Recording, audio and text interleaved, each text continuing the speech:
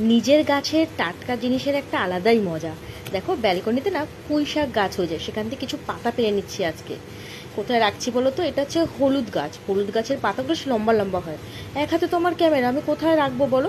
এই জন্য ওই হলুদ গাছের পাতার উপরে রাখছি। এই দেখো পাতার আমার রাখার জায়গাটা কিন্তু খুব দারুণ। এই দেখো পাতাগুলো একদম টাটকা টাটকা পাতা। দেখো আজকের আকাশটা কিরকম অন্ধকার অন্ধকার টাইপের, ঝিমুনি ঝিমুনি টাইপের। যাই হোক, পাতাগুলো তো পেরে নিচ্ছি আমি।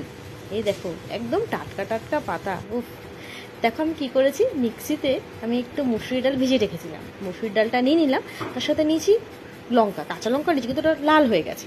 যা করে নুন দিয়ে এটাকে পেস্ট করে নিচ্ছি। তোমরা এটা মিহিও করতে পারো বা একটু দানাও রাখতে পারো, দুটোই চলে, কোনো সমস্যা নেই।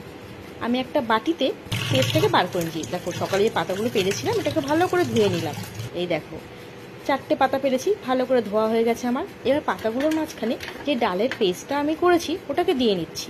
দেখো দেখতে কিন্তু খুব সুন্দর লাগছে বন্ধুরা, দেখেছো? সবুজের মধ্যে হালকা হালকা অরেঞ্জ কালার, বেশ ভালোই লাগছিল। এই দেখো 4টে যেহেতু পাতা, আমার দুটো দুটোই হয়েছে, মানে একটা করে সেট হয়েছে।